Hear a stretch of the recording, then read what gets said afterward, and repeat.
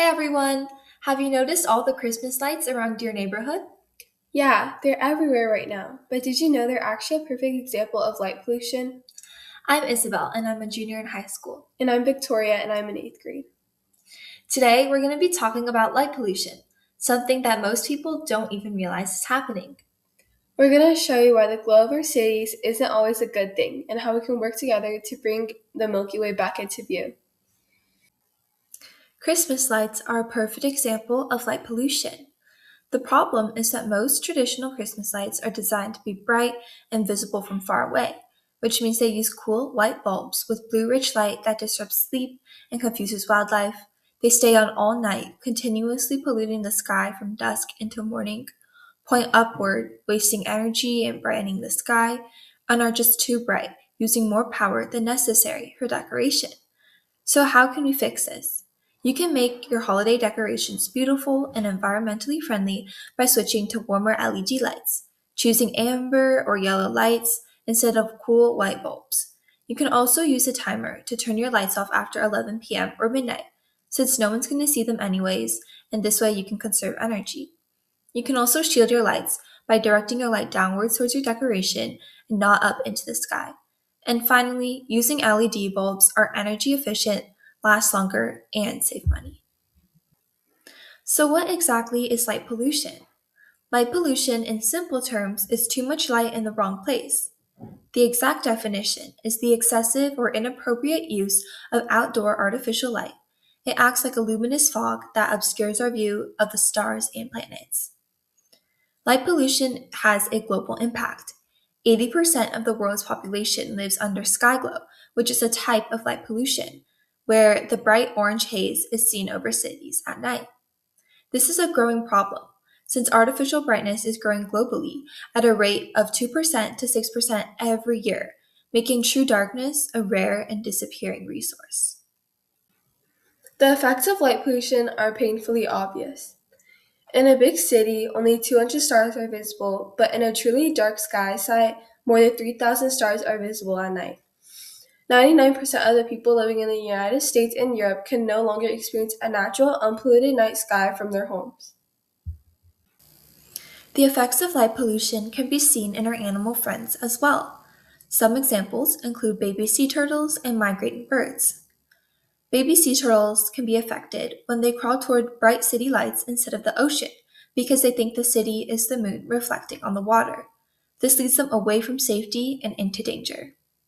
Similarly, for migrating birds, they get trapped in powerful beams of light and fly in circles until they collapse from either exhaustion or collide with buildings. Many birds die each year due to light pollution. Finally, all animal species have natural navigation. Many animals have evolved to use the moon and stars for navigation, and artificial lights disrupt these animals' ancient instincts, putting entire species at risk. Light pollution affects insects and mammals who need the dark to survive. The disruption of the night shift affects everything from food chains to pollination. First, moths are drawn to artificial lights like magnets, making them easy prey and preventing them from pollinating plants. Second, fireflies use light signals to find mates, and when the environment is too bright, they cannot see each other, which threatens their reproduction.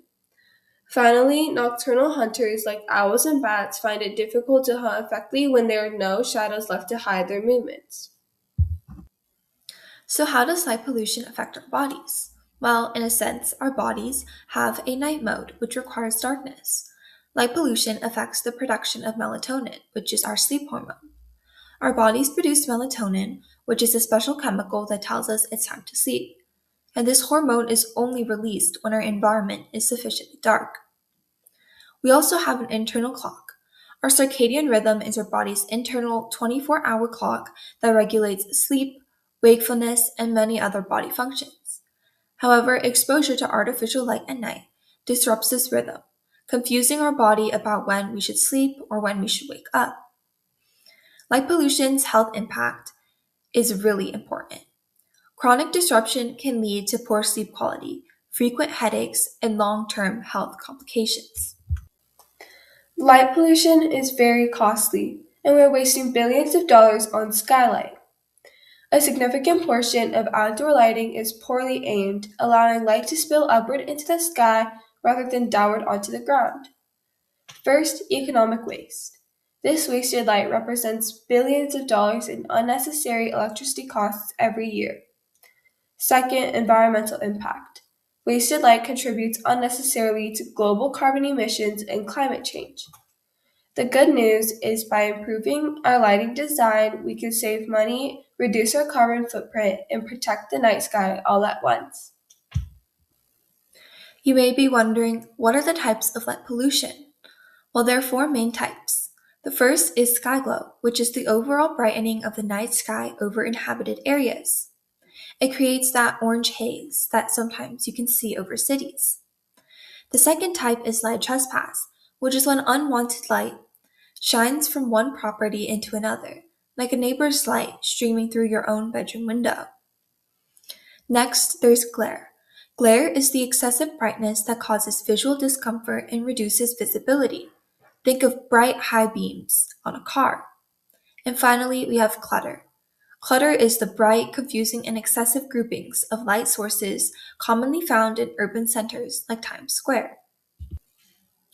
The most effective way to eliminate light trespass in sky glow is by using fully shielded fixtures. So, how does shielding work? Shielded fixtures direct light only toward the ground where it's actually needed for safety and visibility. It prevents light from escaping horizontally into windows or vertically into the atmosphere. This has an immediate impact. The simple design change can immediately reduce light trespass and help reclaim the darkness of the sky. So, the next time you go outside, look at your outdoor lights. Are they shielded? Do you see light spilling upward or sideways? So, what types of lights should you use? You should choose warm colors and lower brightness. Warm bulbs are going to be the best choice. Using lights with a warm amber or yellow hue are often much less disruptive to sleep and wildlife. In comparison, blue rich white light is the most disruptive to sleep patterns and confuses nocturnal animals the most. A tip is that you should always use the lowest light level necessary for the task.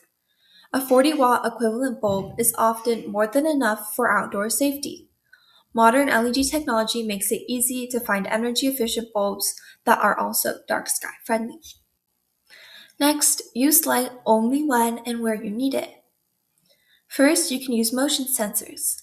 Lights only turn on when someone is actually present, when there is a motion sensor, providing safety without constant pollution. So that's a win-win. Then you can also use timers and dimmers. You can use timers to turn off decorative or business lighting after midnight when most people are asleep. Dimmers can also reduce brightness when needed. And finally, the most effective and cheap solution is often just the simplest. Just turn off your lights when you're not using them.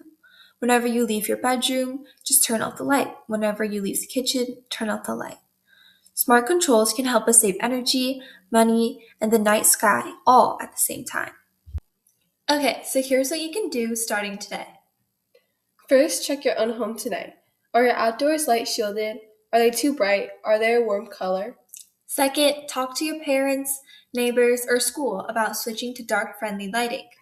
Show them what you've learned. Third, spread the word. Tell your friends about light pollution. Share what you learned on social media. You can make a real difference, seriously. Follow our channels for more science adventures. We're going to keep exploring cool topics like this.